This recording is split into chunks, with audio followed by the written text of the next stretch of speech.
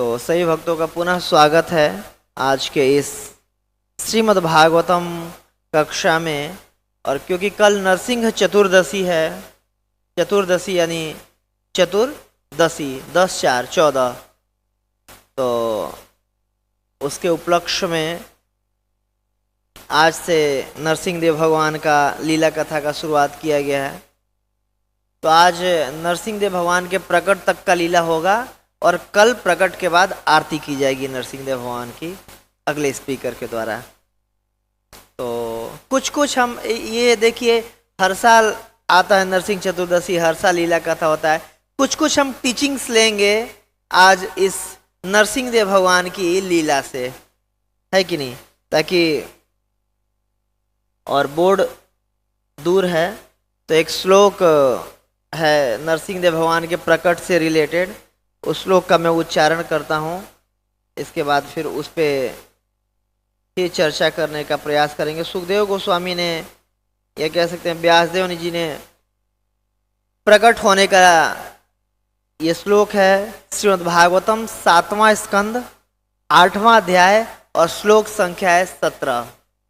7वां स्कंद 8वां अध्याय श्लोक संख्या 17।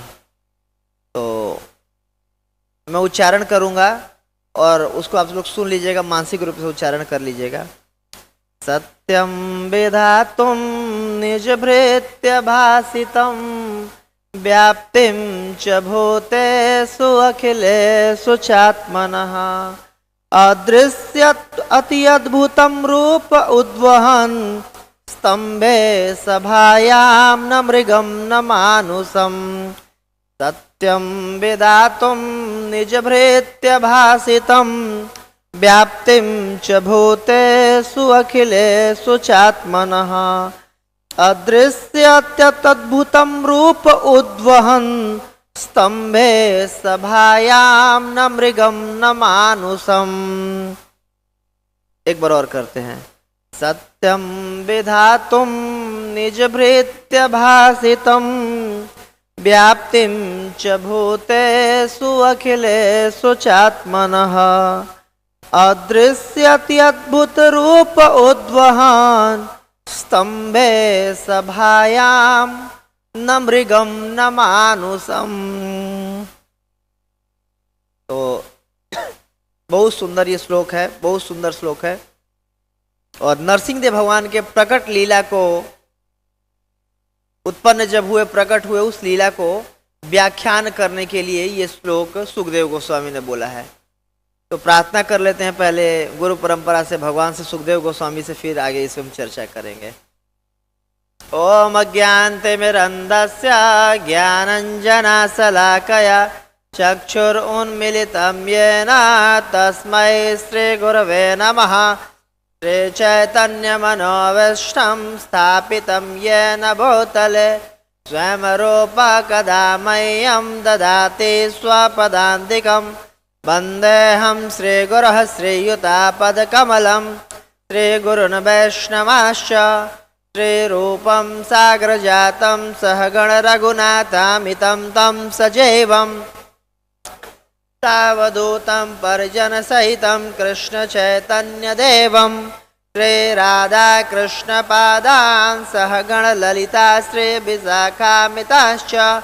हे कृष्ण करुणा सिन्धो दीनबन्धो जगत्पते गोपेश गोपिका कान्त राधाकान्तं नमस्तुते। तप्त काञ्चन गौराङ्गी राधे वृन्दावनेश्वरी वृषभानुसुते देवी प्रणमामि हरिप्रिये। वाञ्छाकल्पतरुभ्यश्च कृपा सिन्धुभ्यैव च पतितानां पावनेभ्यो वैष्णवेभ्यो नमो नमः। जय श्री कृष्ण चैतन्य प्रभु नित्यानंद श्री अद्वैत गदाधर श्रीवासादि गौर भक्त वृंद। हरे कृष्णा कृष्ण कृष्ण हरे हरे, हरे राम राम राम हरे हरे। नमो विष्णुपादाय कृष्णपृष्ठाय भूतले श्रीमते भक्ति वेदांत स्वामिनिति नामिने नमस्ते सरस्वते देवे गौरवाणी प्रचारिणे निर्विशेष शून्यवादे पाश्चात्य देशतारिणे। बालकृष्ण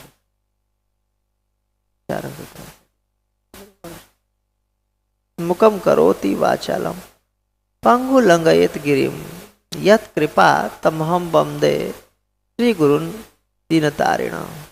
गुरु महाराज की कृपा से लंगड़ा व्यक्ति भी पहाड़ ढांक सकता है और गूंगा व्यक्ति भी बचाल बन सकता है। वैसे गुरु कृपा की मैं याचना करूंगा, समस्त वैष्णवियों की कृपा की मैं याचना करूंगा। हरे कृष्ण। तो हम देखते हैं हिरण्यकशिपु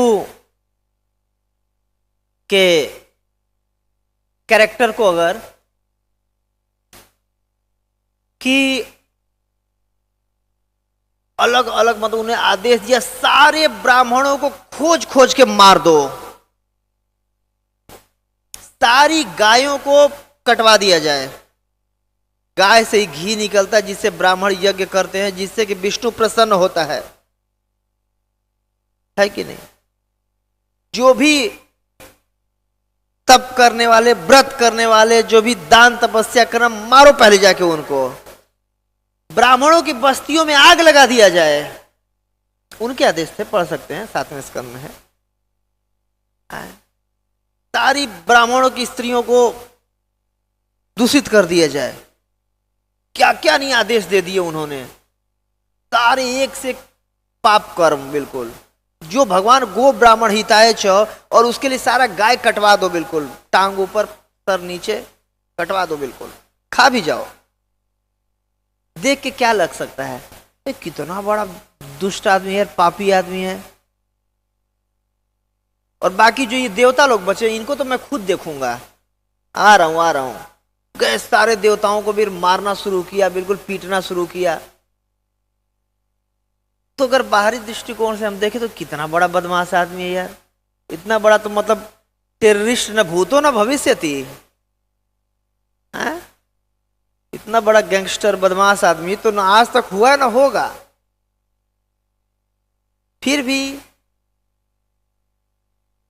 हमारे आचार्यगण कहते हैं कि किसी भी व्यक्ति के बाहरी कार्य को देख करके, अब देखिए क्या पता लगाया जा सकता है कि पता है हिरण्यकशिपु कौन है, जय विजय। तो किसी भी भक्त के बाहरी एक्टिविटी को देख करके उसके बारे में हमें जज नहीं करना चाहिए। बताइए, कोई उतना प्रिय हो सकता है जितना जय विजय प्रिय है भगवान को।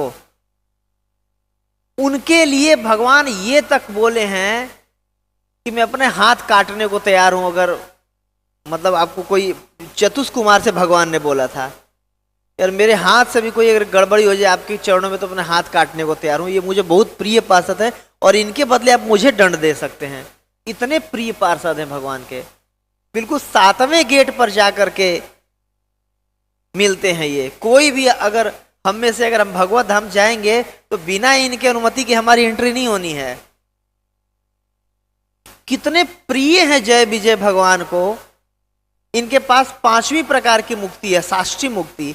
5 जो मुक्ति होती है, सायुज्य मुक्ति मतलब ब्रह्म ज्योति में मिल जाना। दूसरा सालोक्य मुक्ति, भगवान के लोक में आपको वास मिल जाएगा। लोक में मतलब भारतवासी। तो जो केरल के किसी गांव में रह रहा है वो भी भारतवासी है। हर व्यक्ति दिल्ली का ही सिर्फ भारतवासी नहीं है, केरल का भी भारतवासी है। तो भगवान के लोक में, वैकुंठ लोक में। तीसरा सामीप्य मुक्ति, कि भगवान के लोक में भगवान के पास, मतलब अब जैसे अब कोई दिल्ली में बिल्कुल मोदी जी के पास, अगर मोदी जी को भगवान मान लीजिए, अगर एग्जाम्पल लेते तो बिल्कुल उसके पास। चौथा सारूप्य मुक्ति, कि भगवान के लोक में भगवान के पास भगवान जैसा स्वरूप। और 5वां साष्टी मुक्ति, भगवान के लोक में भगवान के पास भगवान जैसा रूप और भगवान जैसा ऐश्वर्य। तो ये जय विजय के पास ये सब कुछ है। भगवान के लोक में रहते हैं, भगवान के पास रहते हैं, भगवान जैसा रूप है और भगवान जैसा ऐश्वर्य है। और भगवान के पर्सनल, बिल्कुल पर्सनल बॉडीगार्ड है ये दोनों। कितने कितने प्रिय हैं। और बाहरी एक्टिविटी को देख करके कोई कह सकता है कि बताओ इतने प्रिय होंगे? नहीं कह सकता है। इसीलिए किसी भी व्यक्ति के बाहरी एक्टिविटी को देख करके हमें जज नहीं करना चाहिए। कहते हैं ना, वैष्णवेर क्रिया मुद्रा बिगे न बुझाए, नहीं करना चाहिए। यही जय विजय गौर लीला में भी जघाई मधाई के रूप में आए। देखिए, भगवान का, भक्त का स्वभाव होता है कि भगवान के लिए कुछ भी कर सकता है वो, भगवान की प्रसन्नता के लिए।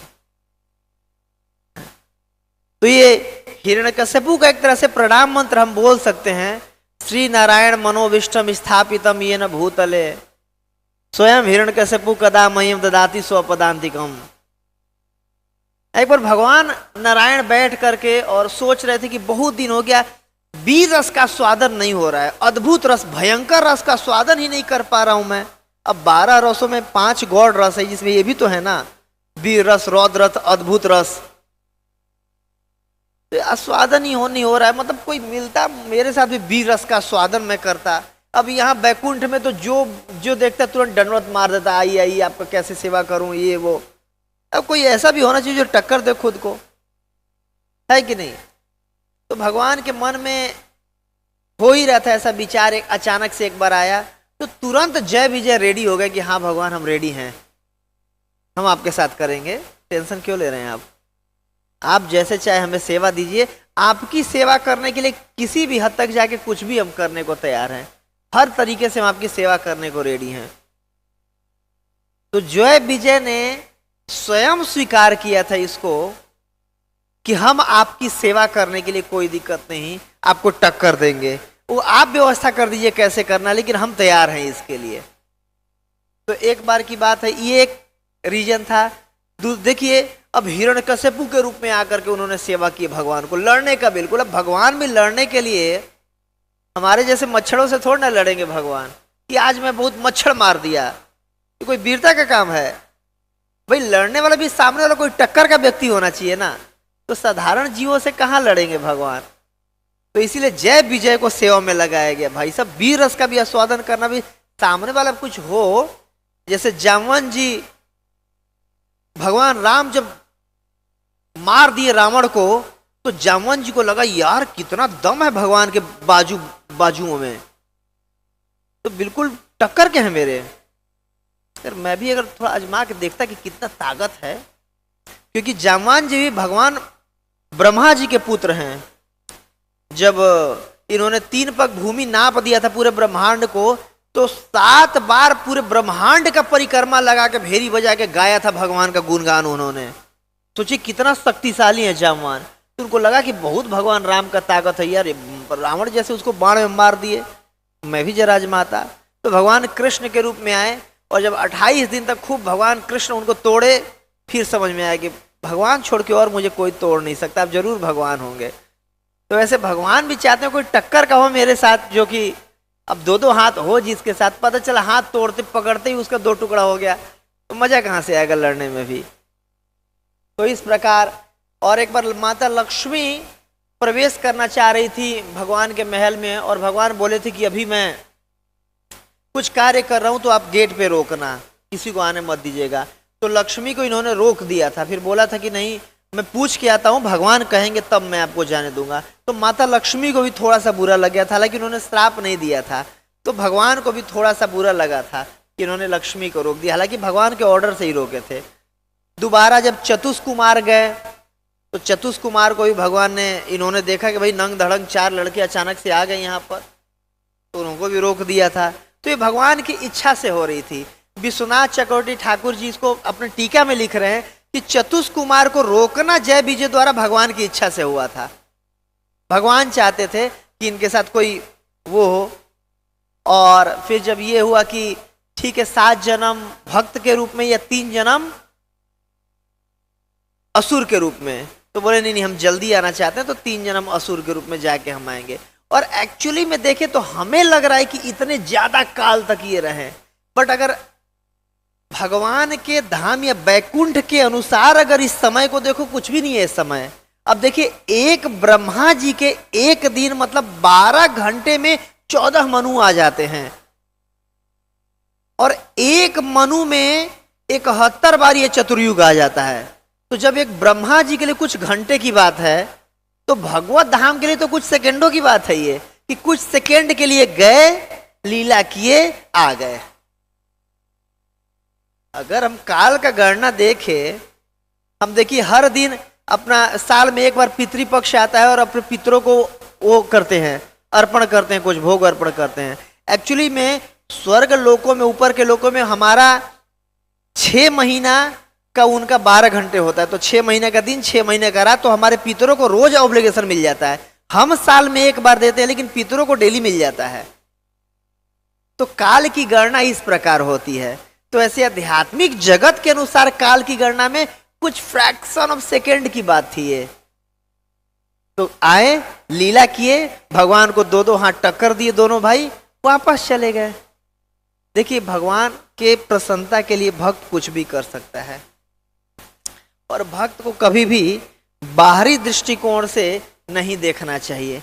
कई बार हम देखते हैं, मतलब एक मेरा ये दृष्टिकोण है, मैं एक भक्त सुबह शेयर कर रहा था कि मंदिर है, मंदिर में कुछ ऐसा हो रहा है, वैसा हो रहा है, ये वो, तो देखने से लग सकता है पूरे ब्रह्मांड में टेररिज्म मचा रखा है। बिल्कुल सारे ब्राह्मण मार रहे हैं, सारे गाय मार रहे हैं, सारे देवता को परेशान कर रहे हैं, क्या नहीं कर दिया। लेकिन क्या ये भगवान की इच्छा से हुआ था कि नहीं? इच्छा से हुआ था। बाद में तो ओवरऑल पिक्चर देखिए तो भगवान की इच्छा से हुआ था ना। तो कई बार हमें भी ऐसा देखने को मिलता है कि ये भक्त बदमाश कहीं का, नाक में दम कर दिया है सबके, क्या क्या नहीं कर दे रहा है, फिर भी भगवान इसको रखे हुए 16 माला करा रहे, इसको ये पोस्ट दे रखे हैं। कई बार हमें लगता है। तो देखिए, श्रील प्रभुपाद उपदेशामृत पुस्तक के प्रीफेस में लिख रहे हैं, this Krishna consciousness movement is going on directly supervision of Shri रूप गोस्वामी। ये सुनो कि रूप गोस्वामी के डायरेक्ट अध्यक्षता में चल रही है कृष्णा कॉन्शियसनेस मूवमेंट। और रूप गोस्वामी कौन है? साक्षात रूप मंजरी हैं, जो कि 64 करोड़ मंजरियों के स्वामिनी हैं। पूरे गोलोक वृंदावन में 64 करोड़ मंजरियों को पूरा डायरेक्ट करना, पूरा उसको मैनेज करते हैं। तो क्या छोटा सा कृष्णा कॉन्शियस मूवमेंट नहीं मैनेज कर देंगे? वो कर देंगे कि नहीं? क्या लगता है आपको? गोलोक के परिप्रेक्ष्य में ये भौतिक जगत है ही क्या, अरबों करोड़ों हिस्सा भी नहीं है। और कुछ भी अगर हो रहा है, कोई गड़बड़ भी कर रहा है, फिर भी कोई पोस्ट पे है, तो मतलब रूप गोस्वामी के परमिशन से है ना, रूप गोस्वामी ने परमिट कर रखा है ना। और जब रूप गोस्वामी ने परमिट कर रखा है तो हमें, मतलब अगर हम उसके खिलाफ जा रहे हैं, द्वेष कर रहे हैं, मतलब उनके खिलाफ जा रहे हैं, तो कुछ तो उसका प्रारब्ध होगा, कुछ कर्मा होगा, कुछ क्रेडिट होगा जिसके चलते उसको रखा गया है। तो हमें बाहर दृष्टिकोण से देख करके जज नहीं करना चाहिए और परेशान भी नहीं होना चाहिए कि ठीक है भाई, ठाकुर जी की इच्छा है, उनके, ये मंदिर के मालिक, घर के मालिक कौन है? भगवान है, उनकी इच्छा से हो रहा है। तो जो मेरे हाथ में वो मैं अपना कर्म करूं, क्यों सबको मैं जज करता फिरूं? एक बार गुरु महाराज के पास, गोपाल कृष्ण गोस्वामी महाराज जी के पास हम लोग गए थे मिलने। किसी भक्त ने प्रश्न पूछा था, तो गुरु महाराज बोले थे कि देखो, अगर मंदिर में रहना है तो पुलिस वाला मत बनना। पुलिस वाला मतलब सबकी गलतियों को देखते रहना। अगर ऐसा करोगे तो आप मंदिर में नहीं रह पाओगे ज्यादा दिन तक। गुरु महाराज का ये वाक्य था। हम लोग ट्रेनिंग में थे तो महाराज ने ऐसा बोला था हम लोग को समझाते हुए। तो इस तरीके से बाहरी दृष्टिकोण से भी जज नहीं करना। और जो भी हो रहा है, देखिए रूप गोस्वामी जो आध्यात्मिक जगत को चला रहे हैं, उनके निर्देशन में हो रहा है। या तो प्रभुपाद ने गलत लिखा है, अगर प्रभुपाद के बात पर भरोसा है तो रूप गोस्वामी मैनेज कर रहे हैं। जब वो मैनेज कर रहे हैं तो क्या उनसे अच्छे मैनेजर हैं? नहीं है।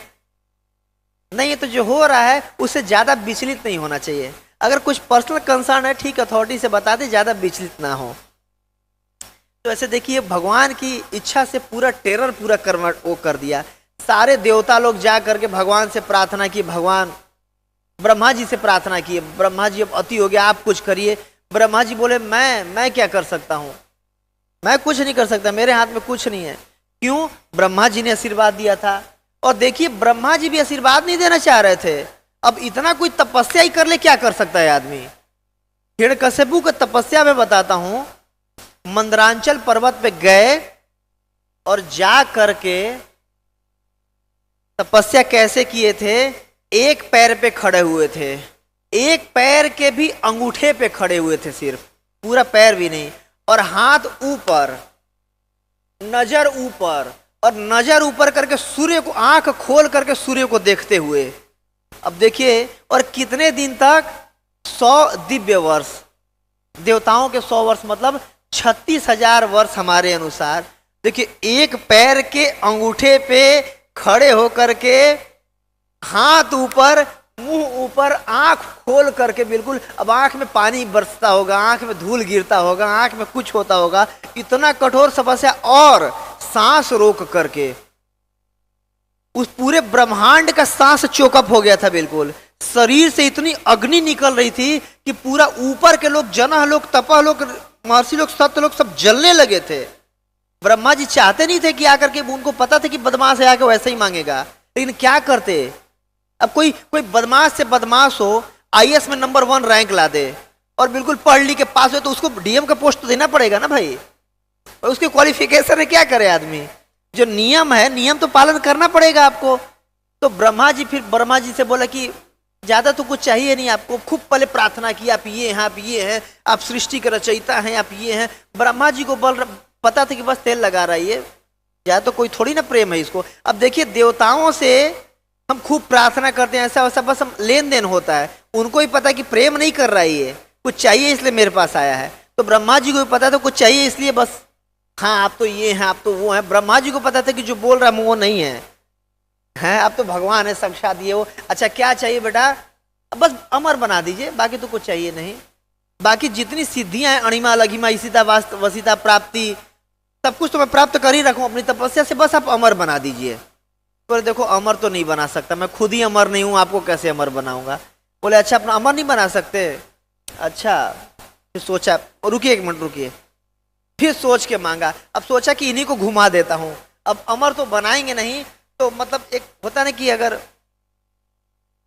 सीधी उंगली से घी ना निकले तो टेढ़ी उंगली से निकालना पड़ता है, तब टेढ़ा उंगली किया अपना। क्या, उसने कुछ मांगना शुरू किया कि मैं न दिन में मरूं न रात में मरूं। आदमी कब मरता भी, या तो दिन में मरेगा या रात में मरेगा, दोनों में ही मैं नहीं मरूं। और क्या मांगा, आपके आदमी कब, पूरे साल में कितने महीने होते हैं, 12 महीने, तो 12 महीनों में किसी में ना मरूं, ना चैत बैसाख जेठ अषाढ़ सावन भादो कुआर कार्तिक अगहन पूस माघ फागुन, किसी में ना मरूं मैं। और बताओ, अच्छा जी, आपके द्वारा बनाया हुआ किसी भी जीव से नहीं मरूं मैं, न मनुष्य में से मरूं, न यक्ष से, न गंधर्व से, न देवता से, न किन्नर से, न किसी पशु से, न सांप से, न बिच्छू से, किसी भी जीव, आपके द्वारा बनाए हुए किसी जीव से ही ना मरूं। और बताइए, ठीक है, तथास्तु। इसके बाद फिर किसी भी अस्त्र से नहीं मरूं, किसी शस्त्र से नहीं मरूं। अस्त्र मतलब जो पकड़ करके लेके मारने वाला, शस्त्र मतलब जो दूर से चला के मारने वाला, जैसे तलवार अस्त्र से, गदा अस्त्र है, तीर धनुष जो वो है शस्त्र है। तो ना अस्त्र से ना शस्त्र से, आपके द्वारा बनाया हुआ किसी भी अस्त्र शस्त्र से नहीं मरूं, ये बताओ। ठीक है, चलो तथास्तु। अच्छा जी, अब आदमी कहाँ मरता है, पानी में डूब के मरता है, मैं पानी से नहीं मरूं, ठीक है। हवा में नहीं मारा जाऊं मैं, अग्नि से नहीं मरूं मैं, ठीक है, नहीं मरो। न आकाश में मरूं न जमीन पे मरूं। अभी कोई या तो हवा में फेंक के मारेगा, हवा में भी नहीं मरूंगा, जमीन पे रख के मारेगा, जमीन पे भी नहीं मरूंगा। और क्या, और कहा, या तो युद्ध भूमि में मारा जाता है, तो मैं ना घर के बाहर मरूं ना घर के भीतर मरूं, या तो घर के भीतर कोई हार्ट अटैक हो जाए, कुछ हो जाए, मर जाए, उससे भी नहीं मरूं। और या तो युद्ध भूमि में कोई मार दे, युद्ध भूमि में कोई नहीं मारेगा। तो मतलब जो मांगता था, फिर सोचता था, फिर मांगता था, पूरा अपना परमुटेशन कम्युनिकेशन लगा दिया कि कुछ भी हो जाए परिस्थिति में ना मरूं। अब ब्रह्मा जी अगर ना भी नहीं बोल सकते थे, नहीं बोलेंगे, फिर से तपस्या करने लगेगा। और इस बार तपस्या करके सबका सांस रोक रखा था, इसके शरीर से अग्नि उत्पन्न हो रही थी जिससे सब लोग जलने लगे थे, तो मना भी नहीं कर सकते थे। भाई पोस्ट पे है, आपको देना तो पड़ेगा ना, कोई क्वालिफाइड है तो ब्रह्मा जी ठीक है चलो भैया तथास्तु। और जब देवता लोग प्रार्थना किए कि कुछ करिए, तो बोले मैं हाथ खड़ा कर दिए, क्या करूं मैं, फिर भगवान के पास गए, चलो एक उपाय है, भगवान के पास चलते हैं। प्रार्थना किए, ये भगवान ऐसे करके। तो जब भी ब्रह्मा जी जाते हैं तो भगवान से खूब देवता लोग प्रार्थना करते हैं, ब्रह्मा जी प्रार्थना करते हैं। तो वीडियो कॉल पे बात नहीं होती, ऑडियो कॉल पे बात होती है। उधर से आ जाता है बस मैसेज, हाँ मैं ऐसे करके आ जाऊंगा। बाकी कोई तो सुन भी नहीं पाता है, और दर्शन तो मिलना ही नहीं है। सोचिए भगवान का दर्शन कितना दुर्लभ है। हमारा कितना सौभाग्य कि हम ठाकुर जी के दर्शन कर पा रहे हैं रोज रोज। पता है देवता और ब्रह्मा जी को भी नहीं मिलता है। तो इस प्रकार मैसेज आया कि जब कोई ये भक्त को परेशान करेगा मेरे, तो मैं आऊंगा और इसको खत्म करूंगा। इसका मतलब क्या है कि सारे देवता लोग भी उतना शुद्ध भक्त नहीं है जितना प्रहलाद महाराज शुद्ध भक्त हैं। अब ये एक तरह से अप्रत्यक्ष रूप से देखा जा सकता है कि नहीं इस बात से भगवान के।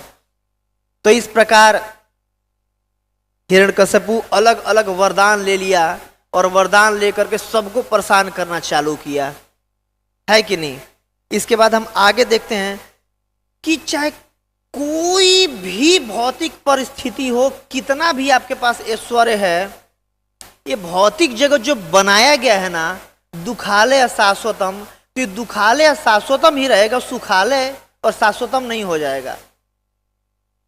अब क्या ऐश्वर्य नहीं था हिरण्यकश्यपु के पास? क्या ऐश्वर्य नहीं था? लोग कई बार जाते हैं और आप देखिए शनि भगवान के दरबार में भीड़ लग जाती है, बिल्कुल जय शनि देवता, जय शनि देवता, जय शनि देवता, होता है कि नहीं। अब देखिए शनि देव का क्या सेवा हुआ था, गेट पे खड़ा रहेंगे और ज्यों साहब आएंगे सैल्यूट मारेंगे, यस सर आइए। ये शनि देव का वो सेवा था कि गेट पे आपको खड़े रहना है, ज्यों मैं आऊंगा 24 घंटा का ड्यूटी है आपका, खबरदार हिल गए सैल्यूट मारने चाहिए जब भी मैं घूम फिर के आऊं। और तो और मतलब सारे देवताओं को अपने कंट्रोल में रखा हुआ था। नारद मुनि इतना तक कह रहे हैं कि अरे मैं भी इनके कंट्रोल में था और मुझे भी आरती उतारनी पड़ती थी कई बार। नारद मुनि बोल रहे हैं भागवतम में कि मैं भी आरती उतारता था, जय हिरण्यकश्यपु देवा, इस तरीके से। और कोई बड़े बड़े असुर हुए लेकिन ये साधुओं से डरते थे, क्यों? साधु लोग श्राप ना दे दे। लेकिन हिरण्यकश्यपु साधुओं से भी नहीं डरता, इसकी शक्ति उनकी शक्ति को ही पार कर गई थी कि जितने भृगु ऋषि आदि बड़े बड़े ऋषि हैं, इनकी शक्ति से भी ऊपर इसकी शक्ति थी, किसी से नहीं डरता था। तो इस तरीके से और क्या ऐश्वर्य था, जो इंद्र आदि देवताओं की पत्नियों को अपनी असेंबली में नचाया करता था। रंभा, मेनिका, इस तरीके से सारी अप्सराएं आके, और तुम सची आके डांस करो। इंद्र का इतना मजाल नहीं था कि मना कर दे कि मेरी पत्नी ना नाचे इसके दरबार में, ये ऐश्वर्य था। और इंद्र आदि देवताओं पे तो चढ़ करके अपने सिंहासन के नीचे उनको लेटा रखा था, इन पे पैर रख के सिंहासन पे बैठूंगा। और बताओ, उनका सिंहासन तो कब्जा कर ही रखा था इंद्रासन, उनको चढ़ के नीचे रखता था। और वो देखते थे कि हाँ मेरी पत्नी नाच रही है और सारे वो नाच रहे हैं अप्सराओं लोग, ये ऐश्वर्य था। सारी की सारी अष्ट सिद्धियों पे कब्जा कर रखा था कि मेरी परमिशन के बाद अष्ट सिद्धि कोई नहीं ले सकता है। और क्या टेरर किया हुआ था, रात में मन कर, सूर्यदेव कहाँ हो? यस सर, उग जाते थे रात को। गर्मी में ठंडी कर देता था, ठंडी में गर्मी कर देता था। गर्मी में सेव के फल होते थे, ठंडियों में आम होते थे। जैसे आज के समय में जो तथाकथित साइंटिस्ट लोग कोल्ड हाउस बना करके ठंडियों में भी आम खिला देते हैं, वैसे कर देता था बिल्कुल। प्रभुपाद जी इसको भागवतम में लिखे, ये उग्र कर्मा है ये। तो ये हिरण्यकश्यप को शासन में होता था। जो पाप कर रहा है, हाँ स्वर्ग में, हाँ तुम एक नंबर के, अच्छा 50 मर्डर किए हो, इसका पोस्ट लो, ये देवता का पोस्ट लो। तुम 80 रेप किए हो, इस देवता का पोस्ट ले लो। इस तरीके से सारा नियम ही उल्टा कर दिया था। इतना बड़ा ऐश्वर्य, इतना बड़ा पावर, कोई पावरफुल इतना हो सकता है, फिर भी दुखी, फिर भी दुखी। जो भगवान बनाए हैं दुखालय में शाश्वतम, दुखालय दुखालय ही रहेगा। एक दिक्कत थी बस जीवन में, क्या? अपना छोटा वाला बेटा बात नहीं मानता है। बस 4 बेटे थे, बाकी तीनों बेटे आह्लाद, सलाद और उपलाद और प्रहलाद, तो जिसमें तीनों बेटे बात मानते थे, एक बेटा बस बात नहीं मानता था। बाकी तो सारे देवता कंट्रोल में, ऋषि कंट्रोल में, यक्ष गंधर्व चारण विद्याधर, सारे किम पुरुष सब कंट्रोल में, नीचे के अताल बीतल सूतल परातल रसातल सारे लोग कंट्रोल में। बस एक जीव कंट्रोल में नहीं था और उसी चलते 24 घंटा टेंशन में रहता था। देखिए दुखाले दुखाले ही रहेगा, चाहे कोई भी भौतिक ऐश्वर्य हो जाए, आप ऐसा नहीं दुखाले को सुखाले में नहीं बदल सकते। जैसे कि सब कुछ मतलब मुंह में ठीक रहेगा, कहीं एक दांत में कुछ फंसा रहता है ना, तो जीभ क्या करती है, बार बार उसी दांत के यहाँ जाती है, और कुछ नहीं, बस एक अटका रहेगा, सब ठीक है, वो बार बार जीभ वही जाती है। स्वभाव है, कुछ भी हो जाए दुख रहेगा ही रहेगा जीवन में। और ये इससे सीख मिलती है कि ऐसा नहीं, देखिए भगवान के शरण में जाके ही हम सुखी हो सकते हैं। प्रहलाद महाराज को जब नरसिंह देव भगवान बोलते हैं बेटा मांगो क्या चाहिए, बोला क्या मांगू, मेरे पिताजी अभी जो लेटे हुए हैं, फटा हुआ है इनका पेट, क्या नहीं था इनके पास, सारे देवता तक कंट्रोल में थे, क्या मांगू मैं, मांगने के लिए क्या है मेरे पास। जब उनका ये हालत है तो मैं भी मांग करके ऐसे हालत करवाऊं, क्या मांगू मैं आपसे। इसीलिए क्या दीजिए, ऐसा ही वो दीजिए वरदान कि मेरे हृदय से सारा भौतिक इच्छा ही खत्म हो जाए। हाँ यही मांगे है ना वरदान, कि भौतिक इच्छा के स्वामी थे हमारे पिताजी, क्या क्या इनकी इच्छा नहीं थी, और आज ऐसे लेटे हुए, देखिए आपके सामने लेटे हुए हैं ना, फटा हुआ इनका पेट। अगर मैं भी ऐसी इच्छा करूंगा तो मैं भी ऐसे लेटूंगा, इसलिए मेरी इच्छा ही खत्म कर दीजिए। तो देखिए एकमात्र भक्ति की कामना ही हमें सुख प्रदान कर सकती है। जो प्रभुपाद जी सीसी से कई बार एग्जाम्पल देते हैं, भुक्ति मुक्ति सिद्धि कामी सकल या शांत, कृष्ण भक्त निष्काम अतएव शांत, कि निष्काम भक्त ही शांत रह सकता है, नहीं तो इतिहास गवाह है कि हिरण्यकश्यपु जैसे पावरफुल व्यक्ति भी दुखी थे, है कि नहीं। और कुछ भी चाहिए तो हमें भगवान के पास जाना चाहिए। हम कई बार अलग अलग देवताओं के पास जाते हैं, कामना करते हैं। अब देखिए इन देवताओं का ये स्थिति था कि ये एक असुर के कब्जे में ये पूरे थे, है कि नहीं। तो अगर कुछ भी चाहिए हमें तो किसके पास जाना चाहिए, भगवान के पास जाना चाहिए, और किसी के पास नहीं जाना चाहिए। भगवान ही हमें सब कुछ दे सकते हैं, क्योंकि देवता लोग जो देते भी हैं हमें तो भगवान से ही तो लेके देते हैं ना। तो इसलिए कुछ भी हो भगवान के पास जाना चाहिए, किसी भी देवता के पास या किसी भी और व्यक्ति के पास नहीं जाना चाहिए। वो कहते हैं ना अकाम सर्व कामो वा मोक्ष काम उदारधि तीव्रेण भक्ति योगे न यजेत पुरुषम परम, कि कुछ भी चाहिए, चाहे अकाम हो, कोई कामना नहीं है जी, छोड़ो घर बार चलो हरिद्वार, कोई दिक्कत नहीं है, भक्ति करिए। सर्व काम नहीं, मुझे सब कुछ चाहिए, पैसा भी चाहिए, अच्छी लड़की चाहिए, अच्छा कार चाहिए, बड़ा गाड़ी BMW चाहिए, बड़ा पोस्ट चाहिए, सब कुछ चाहिए, कोई दिक्कत नहीं, भगवान का भजन कीजिए। अकाम सर्व कामो वा मोक्ष काम, मुक्ति की कामना नहीं, भौतिक जगत का कुछ भी नहीं चाहिए, मुक्ति चाहिए, कोई दिक्कत नहीं है, फिर भी भगवान की पूजा कीजिए। तीव्रेण भक्ति योगे न, कुछ भी चाहिए तीव्रता पूर्वक, क्या करिए, भक्ति योगे न यजेत पुरुषम परम।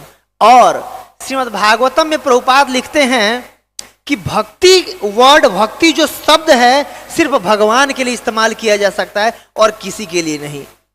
कि मैं देशभक्त हूं, नहीं भाई साहब, आप देश के फॉलोअर हैं। मैं दुर्गा देवी का भक्त हूं, आप दुर्गा माता के फॉलोअर हैं। मैं इंद्र भगवान का भक्त हूं, इंद्र जी के फॉलोअर हैं, आप इंद्र जी के अनुयायी हैं, उनको मानने वाले हैं।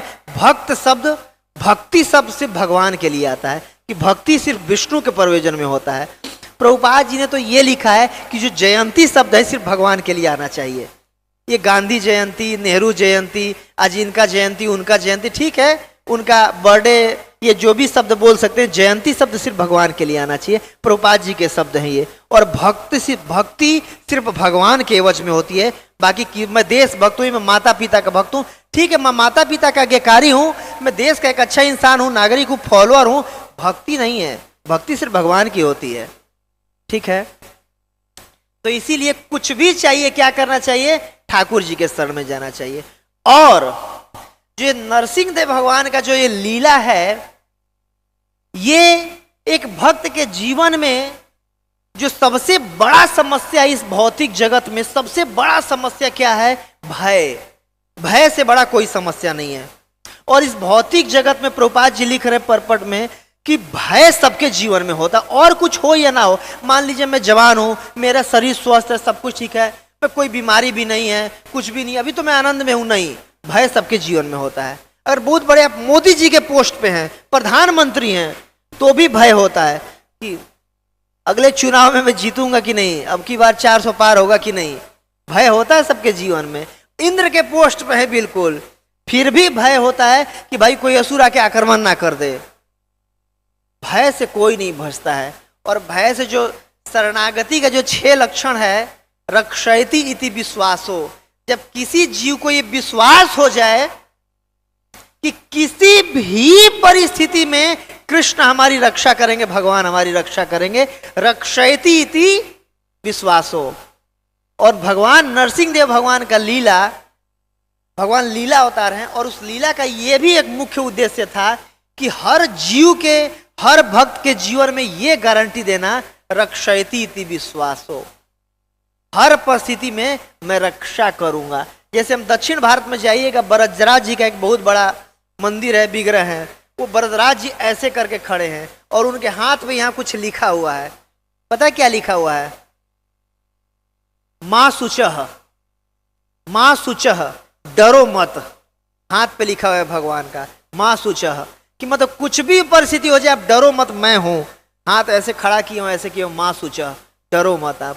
तो नरसिंह देव भगवान अपने लीला में, लीला अवतार है, भगवान के कई प्रकार के अवतार होता है, तो लीला अवतार है नरसिंह देव भगवान। तो ये विश्वास दिलाने के लिए आए कि कुछ भी परिस्थिति हो जाए आपके जीवन में, हिरण्यकशिपु जैसा घातक आदमी भी आपके जीवन में आ जाए और वो तक मारना चाहे, और तो छोड़ ही दो, मतलब सारे देवताओं को कंट्रोल में, सारे अणिमा सिद्धियों को कंट्रोल में, 9 निधियों को कंट्रोल में, ब्रह्मांड को कंट्रोल में करने वाला व्यक्ति भी अगर आपको सताए, आपको भक्ति से अगेंस्ट जाए, अगर फिर भी कुछ आपको करे, मां शुचः, डरो मत, मैं हूं रक्षा करने के लिए। देखिए, सत्यम विधातुम निजभृत्य भाषितम व्याप्तिम च भूतेषु अखिलेषु चात्मनः अति अद्भुतम रूप उद्वहन स्तंभे सभायाम न मृगम न मानुषम। भगवान अपने भक्त की रक्षा करने के लिए आए वहां पर, ये दुनिया को दिखाने के लिए कि किसी भी परिस्थिति में, अब इससे खतरनाक परिस्थिति थोड़ी ना हो सकती है। कई बार हमारे जीवन में कुछ समस्या आ जाता है, पिताजी अगेंस्ट हो गए, माताजी अगेंस्ट हो गए, समाज अगेंस्ट हो गया, पति अगेंस्ट हो गया, पत्नी अगेंस्ट हो गई, बच्चे अगेंस्ट हो गए, कोई दिक्कत नहीं, कोई अगेंस्ट हो जाए, मां शुचः, डरो मत, मैं आपके साथ में हूं, मैं रक्षा करूंगा, है कि नहीं, डरो मत। ये इस लीला से भगवान रक्षयति इति विश्वासो, कि प्रहलाद महाराज बोल दिए, हिरण्यकशिपु बोला कि तुम बदमाश आदमी मर नहीं रहे हो, तो मैं अपने हाथों से मारूंगा तुम्हें। जब शरीर में कोई रोग हो जाए किसी एक अंग में ना, तो उस अंग को काट देना ही भलाई होती है शरीर के लिए। ये हिरण्यकशिपु जी बोले हैं। आप भागवत में पढ़िएगा 8वें, उसमें 7वें स्कंद के आते श्री हिरण्यकशिपु वाच, और फिर ये बोले हैं कि शरीर के एक अंग में कुछ बीमारी हो जाए तो पूरे शरीर के रक्षा के लिए एक अंग को काट देना चाहिए। इसीलिए तुम हो तो हमारे घर के पार्ट हो, आप मेरे बच्चे हो, लेकिन तुम्हें मारना ही अब उचित लग रहा है, मैं अपने हाथों से मारूंगा। फिर तलवार निकाला, कहां है तुम्हारे भगवान, कहां से तुम्हें शक्ति आ रही है? वहीं से शक्ति आ रही जहां से आपको आ रही, वहीं से मुझे आ रही है। बड़ा कॉन्फिडेंस, और ये बोल करके ऐसे, अब उसकी तरफ देख नहीं रहे थे, एक खंबे की तरफ देख रहे थे। विश्वनाथ चौक ठाकुर पर टीका में लिख रहे, खंबे की तरफ देख रहे थे, तो उसको बोला तो वो उधर देखा है, उस खंबे में तेरे भगवान, वो खंबे की तरफ देख रहे थे, बोले उधर है भगवान, तो बोले हाँ हर जगह भगवान उस खंबे में भी हैं। बोला अच्छा उस खंबे में है, अभी मैं बताता हूं। और गया, जोर से मुक्का मारा बिल्कुल खंबे को, और एक मुक्का में बिल्कुल खंबा पूरा टूट टूट के वो हो गया।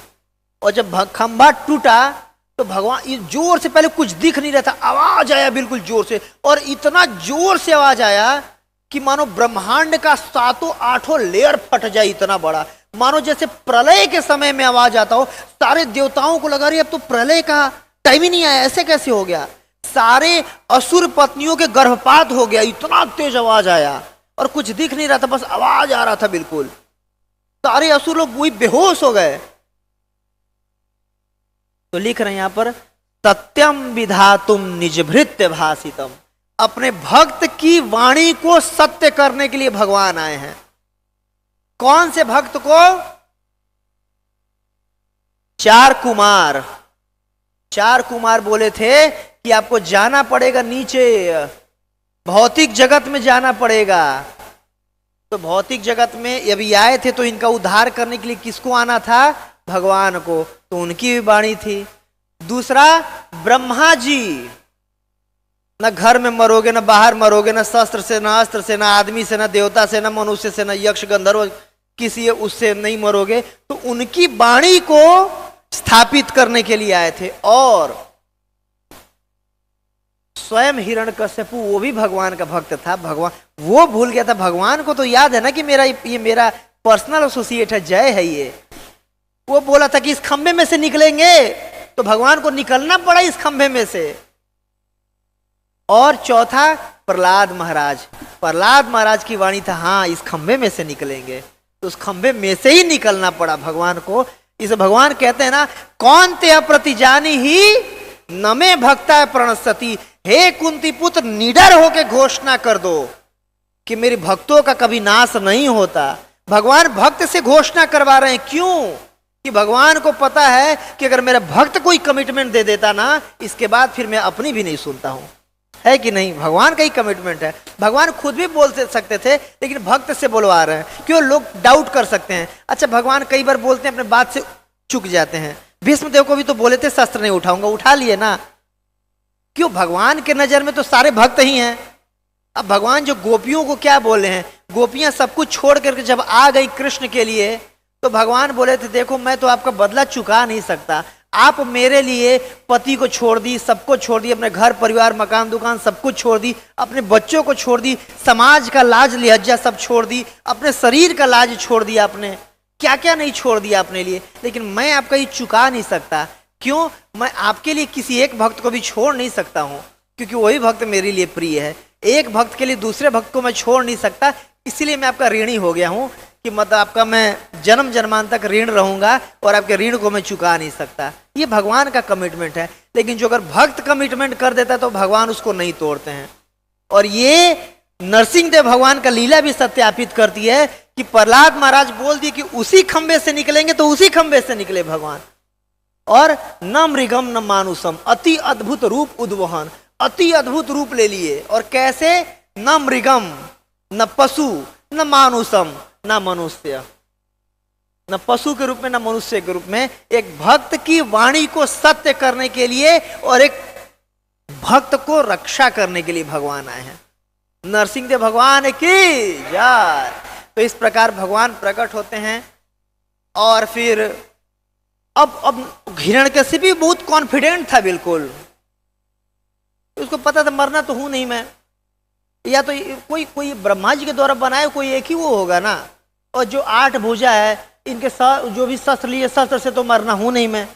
तो बिल्कुल कॉन्फिडेंस से लड़ रहा था। एक एक करके सारे उसको असुरों को तो भगवान एक एक थप्पड़ में कई कोई को मारते थे, लेकिन वो भी कॉन्फिडेंस से थे। कुछ भी वो उस्ताद तो अपने मरने हैं नहीं, और उनके लिए हम, और उनको डर भी था कि अगर लड़ेंगे नहीं तो ये मरने हैं नहीं, बच जाएंगे तो बाद में हमें मारेंगे, इसलिए भी लड़ना है।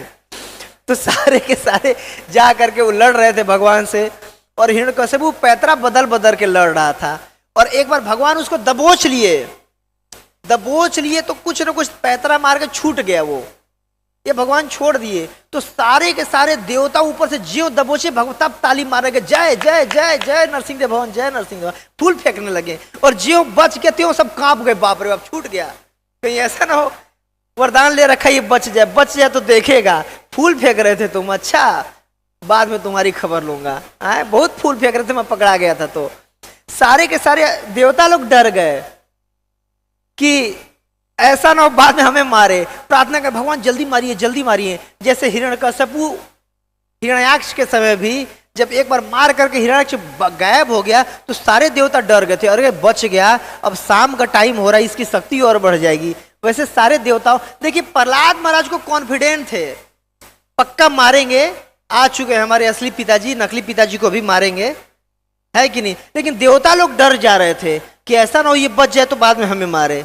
ये देखिए कॉन्फिडेंस भक्त का कितना। प्रहलाद महाराज जैसे भक्त के लिए भगवान आ सकते थे। तो इस प्रकार जैसे एक कई बार आप देखिए, पहले मैन एंड वाइल्ड आता था डिस्कवरी चैनल पे, तो कई बार कोई शेर वगैरह होता था तो छोटा सा हिरण का बच्चा आ जाता, तो एक बार में उसको नहीं मारते, कभी थप्पड़ से मारता था शेर, आप लोग भी देखे होंगे, गिर गया फिर उठ के भागना शुरू किया, गया थोड़ा सा दबोचा फिर छोड़ दिया। जैसे कोई बिल्ली एक चूहे को कई बार ऐसे मारती है, पूरा नहीं मारेगी, एक थप्पड़ मार देगी, फिर चले भाग लेगा, फिर दबोच करके फिर जाके दबोच रहेगी, फिर दबोच रहेगी, फिर छोड़ देगी, मजे ले लेके मारती है कई बार।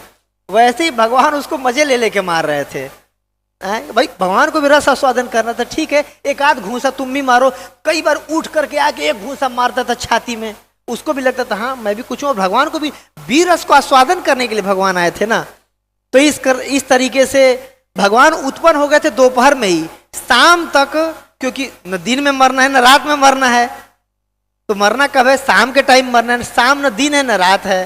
तो इस समय भगवान भी वेट करते, उसको खिला रहे थे, कभी मारते थे, छोड़ देते थे, ऐसे करके भगवान भी इंतजार कर रहे थे। और वो कॉन्फिडेंट था ही कि मरना में मुझे है नहीं, वो भी कॉन्फिडेंट था, वो भी पीछे नहीं छोड़ रहा था।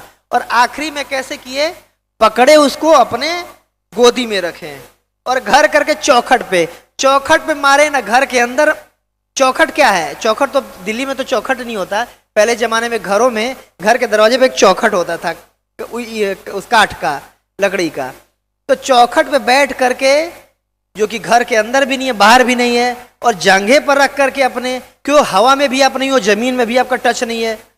और 12 महीने में किसी भी महीने में नहीं मारे थे भगवान। उसके लिए एक अधिक मास बना दिए, पुरुषोत्तम महीना, जो मल मास, 13वां महीना उसके लिए बना है मारने के लिए। तो अधिक मास में भगवान आए थे, अधिक मास की चतुर्दशी थी, तो उसको वो अधिक मास में है। और नाखून से मारे, नाखून न अस्त्र है, और नाखून को फेंक के तो मारा नहीं जाएगा, और ऐसा तो नाखून चला के भाई लड़ रहे हैं, न अस्त्र से न शस्त्र से, और न देवता से, देवता तो है नहीं, भगवान है, न यक्ष से, न गंधर्व से, न मनुष्य से, न कोई पशु से। ना भगवान कोई पशु है, ना मनुष्य है, ना कोई देवता है। सारा का सारा उसका कमिटमेंट को ब्रह्मा जी के रखते हुए, न पानी में मरूं, पानी में है नहीं, आकाश में मरूं, आग से मरूं, आग से भी नहीं मारे। और सारा का सारा जो कमिटमेंट था पूरा करते हुए भगवान। देखिए कोई कितना भी हम बुद्धिमान होना, भगवान से कम बुद्धिमान है, ये मानना पड़ेगा। कई बार करते हम क्या है कि भगवान के सामने जाते हैं, प्रार्थना करते हैं, हे भगवान, और अपना लिस्ट लेके गए रहते हैं, अगर ऐसे आप कर दीजिएगा ना तो ठीक हो जाएगा। देखिए मेरे पे शक्ति नहीं है कि ऐसे हो जाए, लेकिन मैं अपना प्लानिंग बना के आया हूं, इस प्लानिंग को बस आप एग्जीक्यूट कर दीजिएगा तो ठीक हो जाएगा। मतलब मैं आपसे बेटर बुद्धिमान हूं, मेरी बुद्धि मेरी शक्ति आपकी, मेरी इतनी शक्ति नहीं है। शक्ति होती तो, शक्ति अगर होती तो आता भी नहीं, अब शक्ति नहीं है तो आ रहा हूं, लेकिन अपना बुद्धि लेके आ रहा हूं कि ऐसे आप कर दीजिएगा तो अच्छा हो जाएगा। अरे भाई भगवान मतलब एक तीर से सैकड़ों शिकार कर सकते हैं।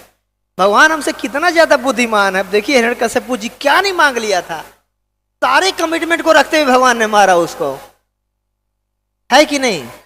तो कितना भी हम बुद्धिमान हैं, भगवान के सामने जाके सरेंडर कर देते हैं, हे ठाकुर जी आपका जैसे इच्छा वैसे करवा दीजिए, मारो भी राखो भी, तो जो इच्छा तो मार। क्योंकि हम जितना मांग सकते हैं ना, एक्चुअली में भगवान हम जितना अपने आप को जानते हैं उससे ज्यादा भगवान हमें जानते हैं। हम बस इस शरीर के बारे में, अपने कुछ समय के बारे में जानते हैं, लेकिन भगवान हमारे पीछे के लाखों जन्मों को जानते हैं, आगे के हमारे करोड़ों जन्मों को जानते हैं भगवान, और इस शरीर में जो हो रहा है सब जानते हैं भगवान। जो हम सोच रहे हैं जानते हैं भगवान, जो सोचे थे हम जानते हैं भगवान, जो सोचेंगे वो भी जानते हैं भगवान। इसलिए भगवान से हम जानते हैं, सरेंडर करते हैं भगवान जैसी आपकी इच्छा।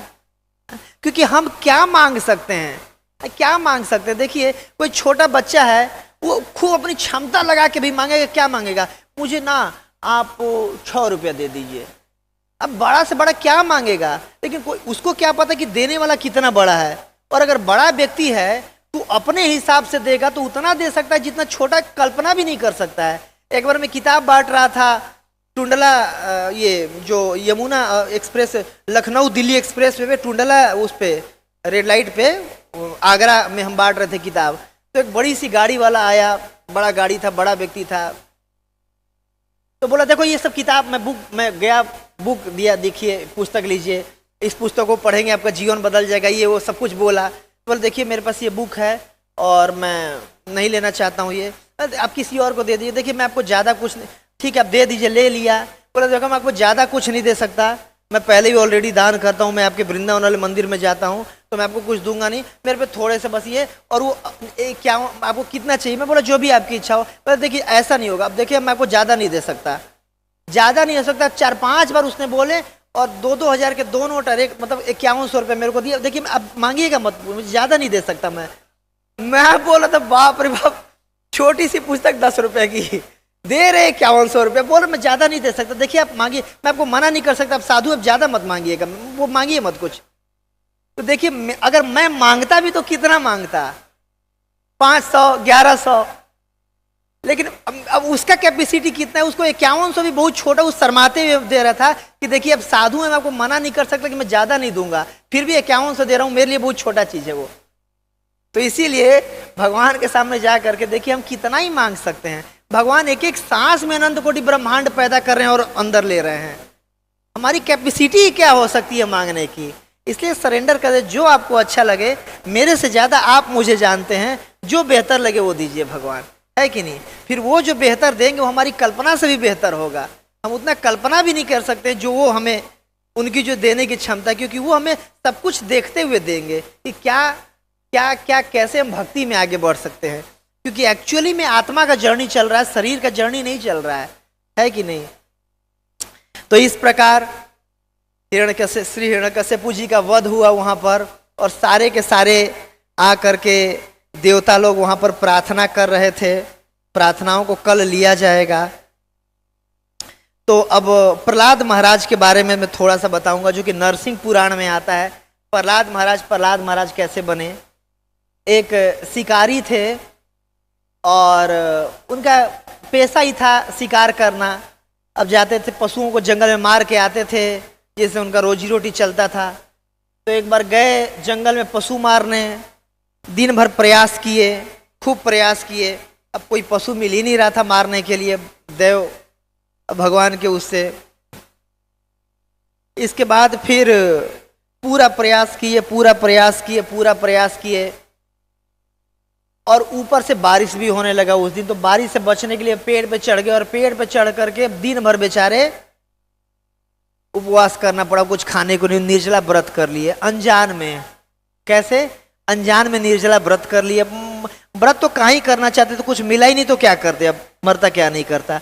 तो दिन भर भूखे रहे। इसके बाद फिर रात भर बारिश हुआ, अगले दिन आए, फिर भोजन किया। और जिस दिन उनका व्रत हो गया था अनजान में, उस दिन नरसिंह चतुर्दशी का दिन था।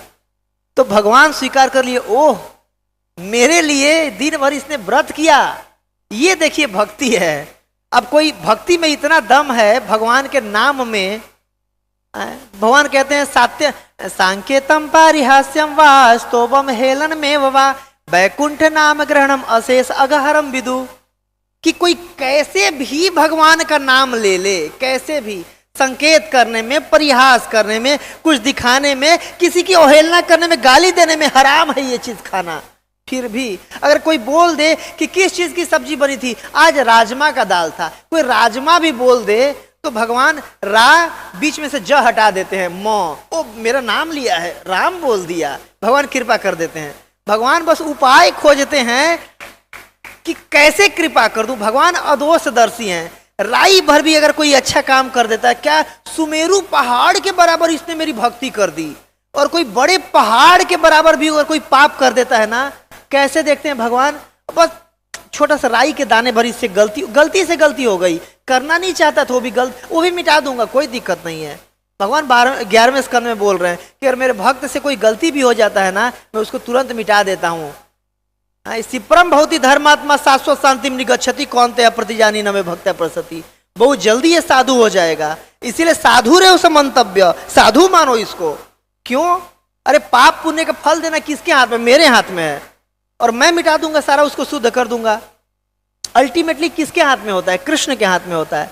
एक बार मुझे याद है, his holiness BM Govind Swami Maharaj जी, शरीर उनका तबीयत बहुत खराब था, रोहिणी में यहीं पर गेस्ट हाउस में रुके हुए थे, मेरी सेवा लगी हुई थी उनकी सेवा करने की। तो अब वो आखिरी में जब जा रहे थे तो व्हील चेयर पर मैं उनको धक्के दे के लेके जा रहा था, मतलब बैठा करके, भारी थे महाराज। तो महाराज बोल रहे थे मेरे को, you know Prabhu, it's very nice that ultimate giver is Krishna only, कि अल्टीमेट सब कुछ सब किसके हाथ में, कृष्ण के हाथ में है। प्रभु you know this thing, it's very nice that ultimate sanction authority Krishna only. 3-4 बार मेरे को बोले और मैं यस महाराज बोल रहा था, लेकिन बहुत गंभीरता पूर्वक बोले थे। फिर वो उनको गया, गाड़ी में उठा करके रखा गया, फिर गए, फिर शरीर त्याग दिए महाराज। उसके बाद मेरी कोई बात नहीं हुई इनसे, लेकिन बहुत गंभीर बात था ये कि अल्टीमेट सेंसन ऑथोरिटी कौन है, कृष्ण है। जो भी सोच के वो बोल रहे हो भगवान जाने, लेकिन अल्टीमेट उनके अथॉरिटी कौन है, सेंसन ऑथोरिटी कृष्ण है। सब कुछ उनकी अध्यक्षता में हो रहा है। तो भगवान बोल रहे हैं कि अब डरो मत, मैं सिप्रम भवति धर्मात्मा, बहुत जल्दी उसको धर्मात्मा बना दूंगा, है कि नहीं। तो ये नरसिंहदेव भगवान की लीला है। देखिए उस बहेलिया के उस शिकारी को भक्ति के रूप में काउंट कर लिए और उस जीवात्मा को प्रहलाद महाराज बनने का मौका। देखिए प्रहलाद महाराज तो शाश्वत भक्त हैं भगवान के, लेकिन जब प्रहलाद महाराज आते हैं लीला में तो वो जीवात्मा भी उस लीला में आए हुए थे। ये भक्ति का प्रभाव है जो भगवान गीता के 2 अध्याय के 40 नंबर श्लोक में क्या कह रहे हैं, नेहा विक्रम नासो अस्ति प्रत्यवायो न विद्यते स्व अल्पमपि यस्य धर्मस्य त्रायते महतो भयात्। कि थोड़ी भी स्व अल्पमपि यस्य धर्मस्य भक्ति कर देंगे, महान से महान भय से रक्षा होता है। और नेहा विक्रम नासो अस्ति, भक्ति का कभी भी नाश नहीं होता है। कुछ भी हो जाए भक्ति का कभी नाश नहीं होता है, बाकी सब कुछ का नाश हो जाना है। जो भक्ति का अकाउंट है परमानेंट अकाउंट है, पैन नंबर होता है ना परमानेंट अकाउंट नंबर, तो भक्ति का जिंदगी के साथ भी जिंदगी के बाद भी भक्ति साथ देनी है कि नहीं। तो इस प्रकार कल नरसिंह चतुर्दशी है, हम सब व्रत करेंगे, ज्यादा से ज्यादा भगवान के नामों का जप करेंगे। और नरसिंहदेव भगवान का हमारे जीवन में क्या योगदान है, सर्व भक्ति विघ्न विनाशक, कि हमारे भक्ति में जीवन में जितना भी विघ्न आता है भगवान के भक्ति। एक बार कमल लोचन प्रभु जी अहोबिलम में हमें लेके गए थे, बता रहे थे कि कृष्ण का वो स्वरूप जो भक्तों की भक्ति का रक्षा करता है वो नरसिंहदेव भगवान है। मतलब नरसिंहदेव भगवान साक्षात कृष्ण हैं, उस स्वरूप में है, भक्तों की भक्ति के रक्षा करने का स्वरूप है भगवान का, भक्तों के भक्ति का पालन करने का स्वरूप नरसिंहदेव भगवान का है। देखिए नरसिंह शिला से ही राधा रमण जी प्रकट हुए हैं, गोपाल भट्ट गोस्वामी के नरसिंह शिला से ही साक्षात राधा रमन जी प्रकट हुए हैं, जो कि शो करता है कि नरसिंहदेव भगवान साक्षात कृष्ण है कि नहीं। तो इस प्रकार इस भौतिक जगत में हमारे जीवन में जो भी विघ्न आता है उसको मिटाने की शक्ति किसकी है, गणेश जी की। विघ्नम विहंतु ममलस्य जगत त्रयस्य। और वो शक्ति कहां से आता है, नरसिंहदेव भगवान से। गोविंद मादि पुरुषम तमहम भजामि, ब्रह्मा जी बोल रहे हैं। नरसिंहदेव भगवान स्पिरिचुअल मास्टर है, गणेश जी के स्पिरिचुअल मास्टर हैं। तो नरसिंहदेव भगवान की कृपा से गणेश जी हमारे भौतिक विघ्नों को हटाते हैं और आध्यात्मिक विघ्नों को कौन, नरसिंहदेव भगवान। इसीलिए यतो नरसिंहा ततो नरसिंहा, यतो यतोआमि ततो नरसिंहा। और प्रत्येक जीव के नरसिंहदेव भगवान स्पिरिचुअल मास्टर हैं, हर जीवात्मा के। आप देखिए कोई छोटे छोटे बच्चे आते हैं, सबसे पहले कौन सी आरती याद होती है, नरसिंह आरती याद होती है। बच्चे बोलने लगते हैं ये इतो नरसिंहा, परतो नरसिंहा, ये तो अमी तत्व न। सबको आप हमारे जीवन में देखिए, सबसे पहले नरसिंह आरती याद होती है। तो नरसिंहदेव भगवान हर जीवात्मा के स्पिरिचुअल मास्टर हैं, उनकी शरण में जाना चाहिए, ताकि भक्ति में जो भी विघ्न आ रहा है, हमारे पुराने कर्मों के चलते, हमारे वासनाओं के चलते, हमारे अनर्थों के चलते, हमारे पिछले कर्म फल के चलते, जिसके चलते भी आ रहा है, हे भगवान आपको सब पता है, क्या क्या मैं गुल। सब वैष्णवों की जय। गौर प्रेमानंदे हरि हरि बोल। Hare Krishna. Thank you very much.